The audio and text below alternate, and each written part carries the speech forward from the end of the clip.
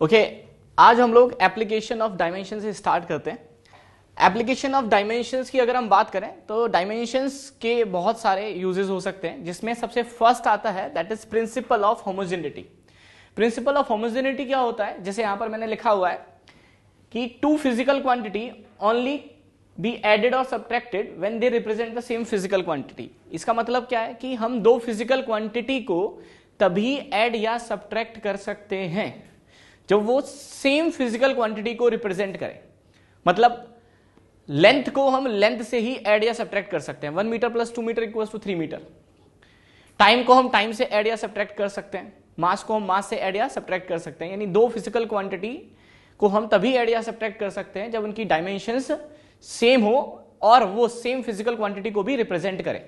जैसे एक एग्जांपल से समझने की कोशिश करते हैं। जैसे सपोज अगर मैंने लिखा a is equals to B plus C. इस केस में अगर मैं ये बोलूं कि ए बी सी तीन फिजिकल क्वांटिटी को रिप्रेजेंट करता है, इसका मतलब अगर मैं बी और सी को ऐड कर रहा हूं तो इन दोनों की डायमेंशंस क्या होनी चाहिए? सेम होनी चाहिए।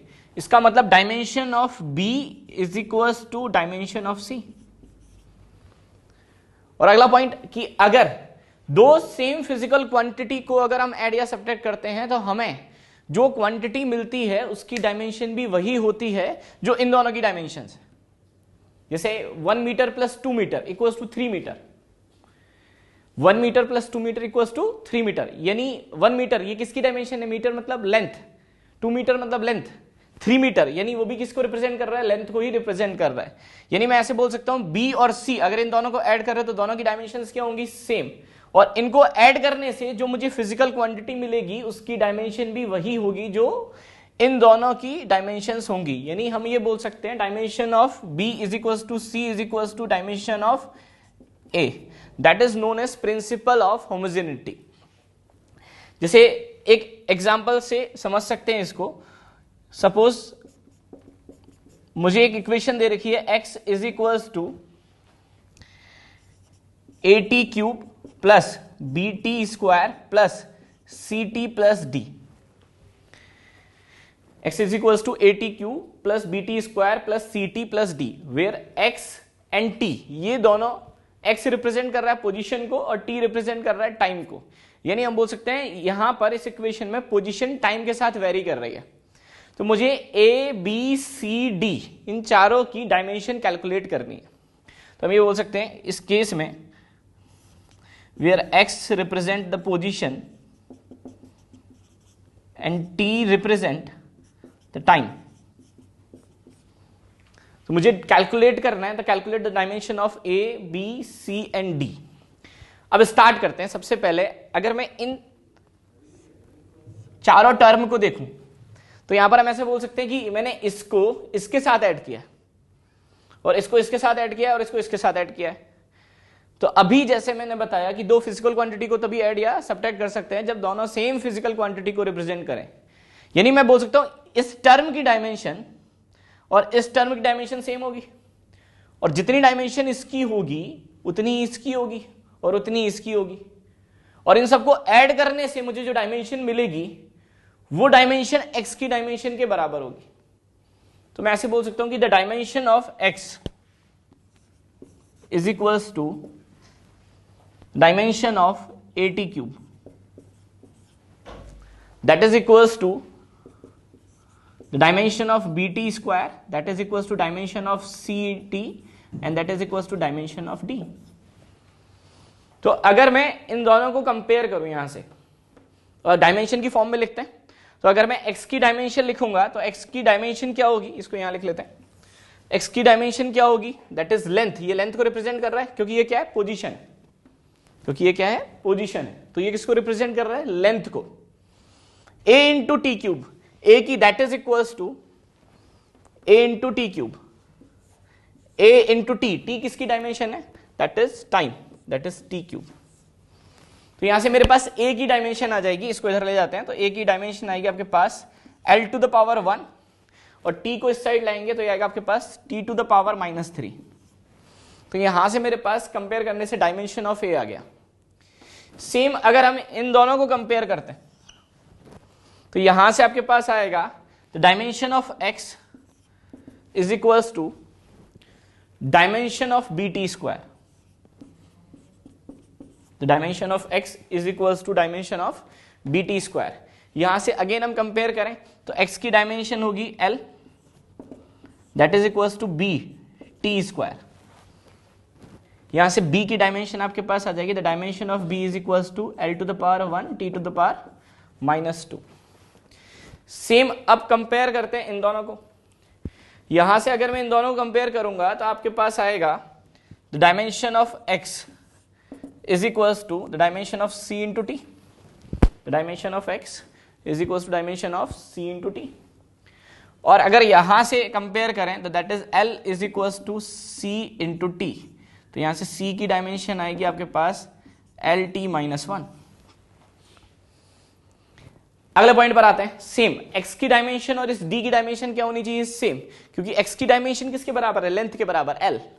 तो यहां पर हम बोल सकते हैं जो d की डायमेंशन होगी वो भी कितनी होगी? l होगी. तो dimension of d is equals to, इसको ऐसे भी लिख सकते हैं, that is m0 l1 t0.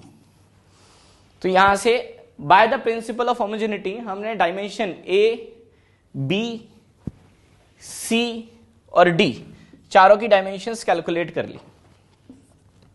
यानी हम अगर एप्लीकेशन ऑफ डायमेंशंस की बात करें तो हम प्रिंसिपल ऑफ होमोजेनिटी से किसी भी गिवन इक्वेशन में डायमेंशंस कैलकुलेट कर सकते हैं. जैसे अगर और एनालिसिस करें इसका थोड़ा सा, तो अगर मैं यहां पर b की डायमेंशन देखूंगा तो b की डायमेंशन मेरे पास कितनी आ रही है? l to the power 1 t to the power -2. That is l to the power 1 t to the power -2. l का मतलब ऐसे बोल सकते हैं मीटर, और ये हो जाएगा अपॉन सेकंड स्क्वायर, यानी मीटर पर सेकंड स्क्वायर. तो एक तरह से b किसको रिप्रेजेंट कर रहा है? एक्सेलरेशन को. सेम अगर मैं यहां पर c की डायमेंशन देखूंगा तो c की डायमेंशन आ रही है मेरे पास l t to the power -1. l का मतलब मीटर पर सेकंड. तो मीटर पर सेकंड मतलब ये किसको रिप्रेजेंट कर रहा है? स्पीड को रिप्रेजेंट कर रहा है. यानी यहां से हम बोल सकते हैं b एक्सेलरेशन को रिप्रेजेंट कर रहा है. c की बात करें तो ये स्पीड को रिप्रेजेंट कर रहा है. और अगर d की बात करें तो इसकी डायमेंशन l के बराबर आ रही है. यानी ये किसको रिप्रेजेंट कर रहा है? ये पोजीशन को रिप्रेजेंट कर रहा है.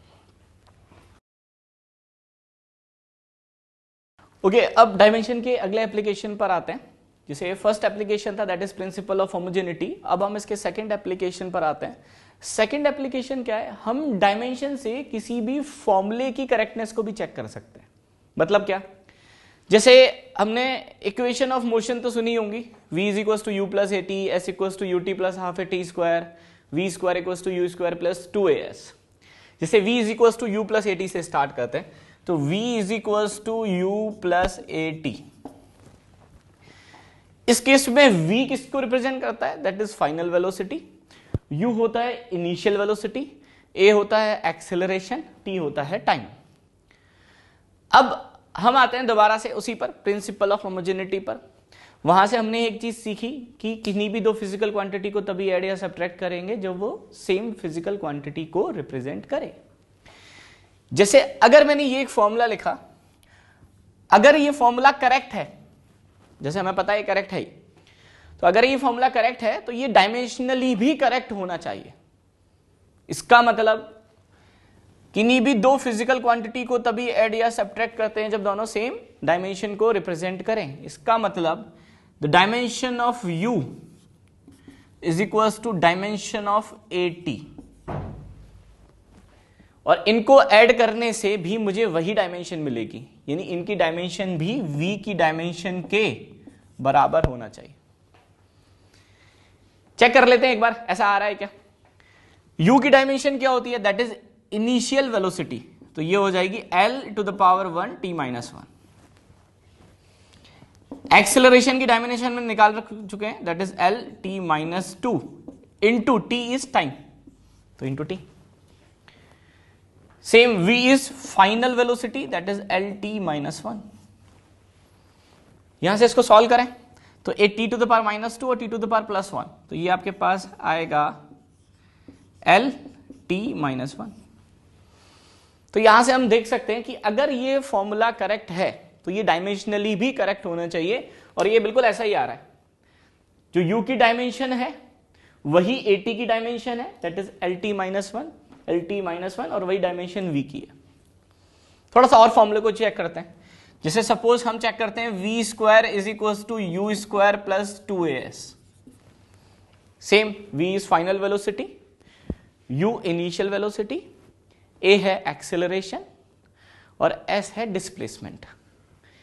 तो अगर सेम ये क्वांटिटी और ये क्वांटिटी, ये बिल्कुल ऐसा ही है, a is equal to B plus C, यानी b और c दोनों की डायमेंशन सेम होनी चाहिए और इसकी डायमेंशन a की डायमेंशन के बराबर होनी चाहिए, यानी dimension of u square is equal to dimension of 2as and equals to dimension of v square. Check करते हैं, u स्क्वायर, u की dimension that is lt minus 1 और इसका स्क्वायर, तो ये बनेगा आपके पास l to the power 2 t to the power minus 2। यहां पर आते हैं 2as, 2 एक नंबर है, जितने भी नंबर होते हैं वो डायमेंशन लेस होते हैं, तो इसकी कोई डायमेंशन है नहीं। अब आते हैं a पर, a इज एक्सेलरेशन, एक्सेलरेशन की डायमेंशन क्या होती है, दैट इज lt माइनस 2 और s इज डिस्प्लेसमेंट, डिस्प्लेसमेंट की डायमेंशन होती है l के बराबर, तो यहां से ये आपके पास आएगा l into L that is l square t to the power minus 2। Same, v is final velocity, तो इसकी बात करें तो यहां say that is lt minus 1, ये तो हुआ वेलोसिटी की डायमेंशन और इसका स्क्वायर है तो स्क्वायर लगा देते हैं, ये आपके पास आएगा l स्क्वायर t माइनस 2।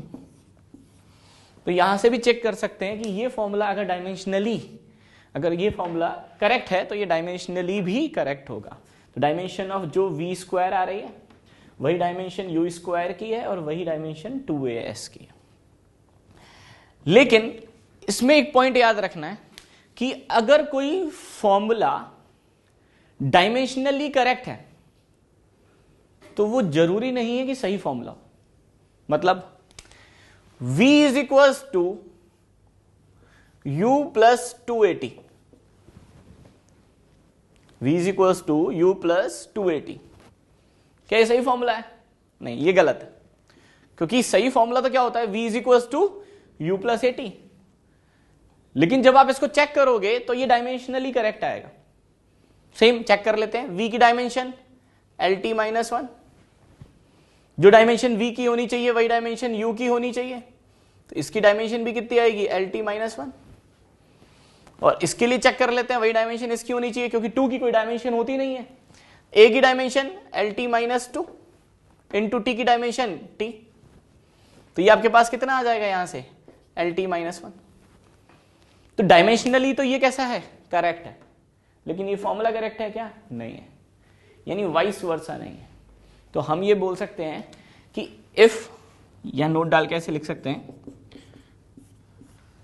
कि अगर इक्वेशन करेक्ट है तो वो डायमेंशनली भी करेक्ट होगी।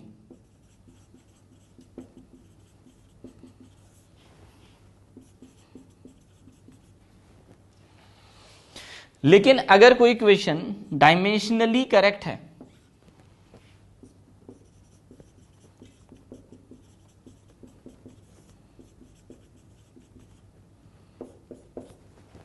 तो वो इक्वेशन करेक्ट हो, ऐसा जरूरी नहीं है, वो हो भी सकता है और वो नहीं भी हो सकता।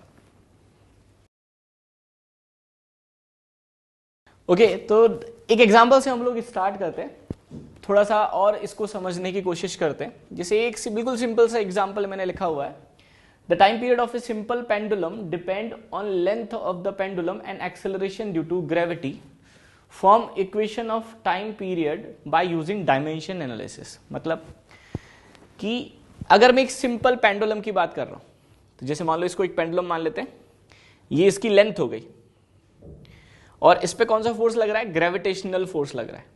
तो मैंने कुछ इंफॉर्मेशन दे रखी है कि जो इसके ऑसिलेशन का टाइम है, इस तरह से ऑसिलेट कर रहा है, तो इसका टाइम पीरियड जो है वो इसकी लेंथ और एक्सेलरेशन ड्यू टू ग्रेविटी पर अगर डिपेंड करता है तो इक्वेशन मुझे फॉर्म करनी है डायमेंशन एनालिसिस को यूज करके।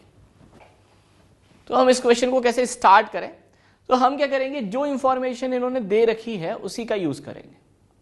जैसे एक बार स्टार्टिंग समझते हैं, तो टाइम पीरियड का मतलब टी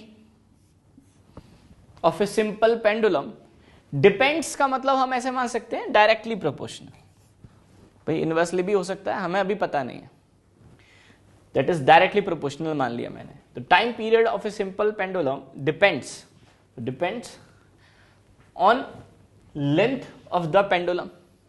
तो लेंथ का मतलब L, लेकिन लेंथ की किस पावर पे डिपेंड करता है वो नहीं पता। पावर 1 भी हो सकती है, L स्क्वायर भी हो सकता है, L क्यूब भी हो सकता है, L टू द पावर -1 भी हो सकता है, तो अननोन है। तो मान लेते हैं L to the power A and तो multiply and acceleration due to gravity.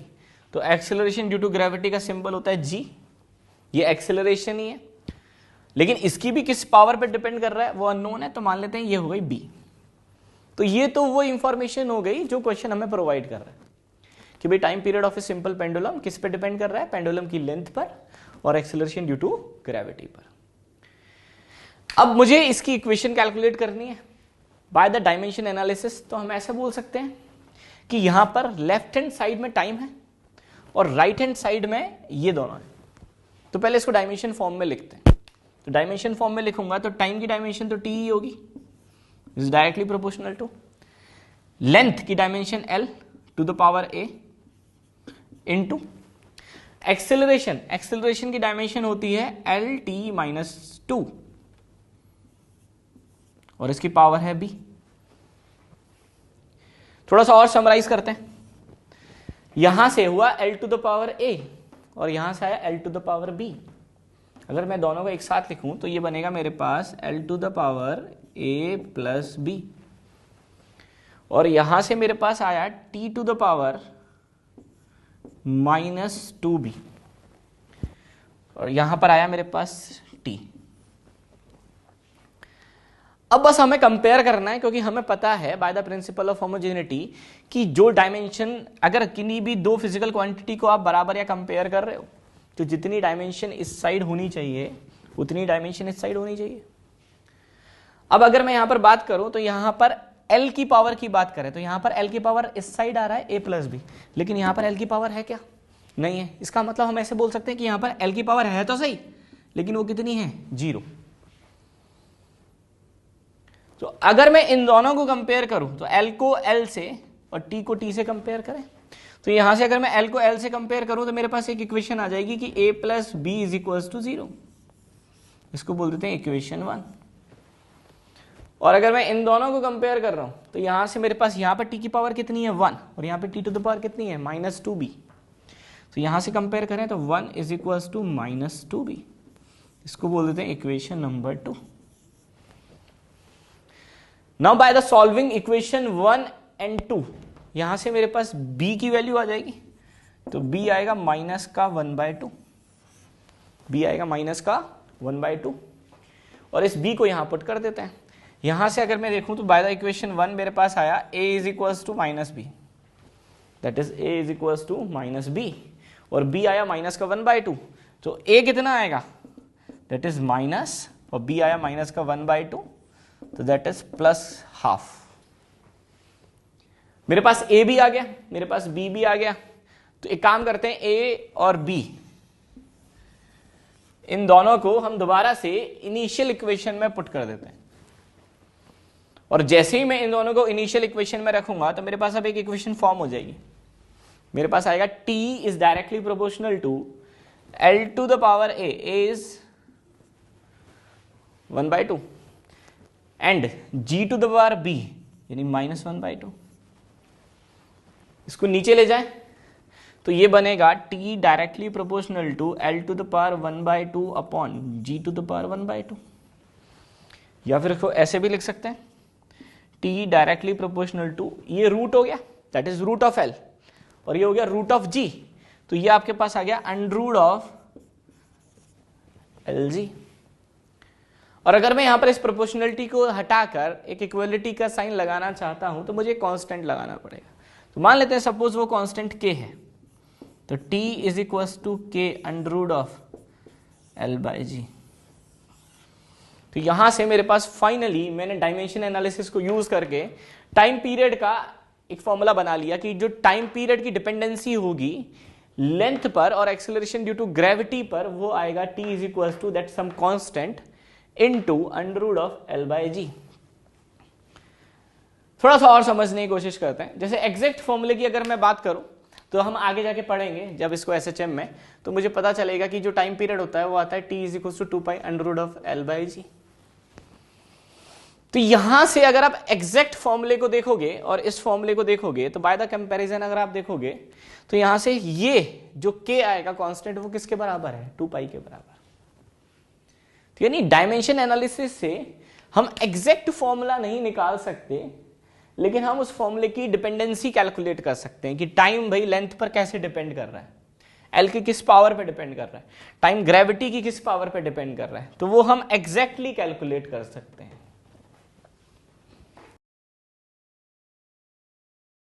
Okay, एक और एग्जांपल से हम लोग समझने की कोशिश करते हैं।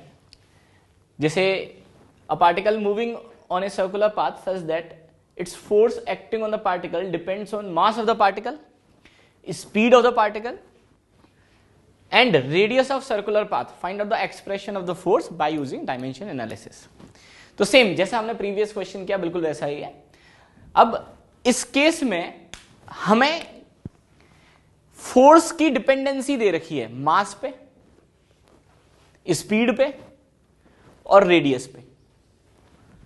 तो सेम जैसे मैंने पहले वाले क्वेश्चन को किया सेम उसी तरह से रीड करने की कोशिश करते हैं कि a particle moving on a circular path such that its force, तो ये हो गया force acting on the particle depends, ये indirectly proportional, mass of the particle m to the power, अब कौन सी पावर तो वो पता नहीं है, that is a, its speed into v to the power b and the radius of circular path, मान लेते हैं ये r है तो r to the power c। तो हम ये बोल सकते हैं कि जो फोर्स है वो डायरेक्टली प्रोपोर्शनल है m to the power a के, v to the power b के और r to the power c के। अगर मैं इसको डायमेंशन एनालिसिस की फॉर्म में लिखूं तो फोर्स की डायमेंशन हमें पता है, फोर्स की यूनिट की बात करें तो फोर्स की यूनिट होती है kg मीटर पर सेकेंड स्क्वायर। तो kg का मतलब m, मीटर का मतलब l, पर second square T to the power -2, तो इसकी डायमेंशन होती है ml/t-2, directly proportional to mass यानी m to the power a into v speed l/t-1 power b into r is radius का मतलब लेंथ, तो l to the power c। अब यहां पर एक बार थोड़ा सा दोबारा से इसको समराइज करें तो यहां पर जितनी सिमिलर टर्म है उनको एक साथ ले लेते हैं। जैसे यहां से मास की टर्म की m की बात करें तो सिर्फ इस एक्सप्रेशन में है, तो यानी m टू द पावर कितना हो गया a इंटू l की बात करें तो यहां से l to the power b और यहां से l to the power c combined करेंगे तो आपके पास आएगा l to the power b plus c, और t सिर्फ इसमें है तो t to the power -b। यहां पर आते हैं तो ये बना m l/t-2, m to the power 1 t to the power 1 l to the power 1 t to the power -2। अब हमें करना क्या है, सेम लेफ्ट हैंड साइड और राइट हैंड साइड दोनों टर्म को कंपेयर करना है, m को m के साथ, l को l के साथ और t को t के साथ।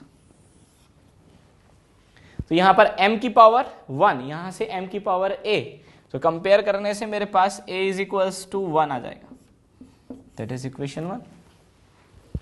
यहां से कंपेयर करें t को तो t टू द पावर -2 और t to the power -b, तो -2 और -b, तो यहां से आपके पास b इज इक्वल्स टू 2 आ जाएगा, दैट इज इक्वेशन 2। और third l to the power 1 और l to the power b plus c, तो यहां से आपके पास आएगा b plus c is equals to 1, और b 2 के बराबर है, यहां पुट कर दें तो 2 plus C is equals to 1, C is equals to -1। तो यहां से मेरे पास a की वैल्यू आ गई 1, b की वैल्यू आ गई 2, c की वैल्यू आ गई -1 और इन तीनों वैल्यूज को हम दोबारा से इनिशियल इक्वेशन में रख देते हैं। तो जैसे ही मैं इसको इनिशियल इक्वेशन में रखूंगा, यहां से मेरे पास आएगा f is directly proportional to m to the power a यानी m to the power 1, v to the power b, b is 2 and r to the power c and r is c is -1, so r to the power -1। तो आपके पास f आया that is directly proportional to m v square और ये -1 है तो नीचे ले जाते हैं that is r। Same proportionality को इक्वलिटी में कन्वर्ट करना है तो एक कांस्टेंट लगा सकते हैं, तो हमारे पास आ जाएगा f is equals to k into M V square by R, यानी जो फोर्स लग रही है वो पार्टिकल पर that is equals to k times of M V square by R. तो हमें आगे जाके जब हम सर्कुलर मोशन पढ़ेंगे तो हमें पता चलेगा कि कोई भी पार्टिकल अगर सर्कुलर पाथ पर घूम रहा है तो उस पर एक जो फोर्स लगता है that is equals to M V square by R, यानी k की वैल्यू कितनी होनी चाहिए 1। सेम, यानी हमें डायमेंशन एनालिसिस से एग्जैक्ट फॉर्मूला नहीं मिल रहा, लेकिन हमें फोर्स की मास पर एग्जैक्ट डिपेंडेंसी, फोर्स की वेलोसिटी पर एग्जैक्ट डिपेंडेंसी और फोर्स की आर रेडियस पर एग्जैक्ट डिपेंडेंसी, मतलब फोर्स रेडियस के हिसाब से कैसे वेरी कर रहा है, फोर्स मास के हिसाब से कैसे वेरी कर रहा है, फोर्स वेलोसिटी के हिसाब से कैसे वेरी कर रहा है, वो हमें एग्जैक्टली पता चल पा रहा है।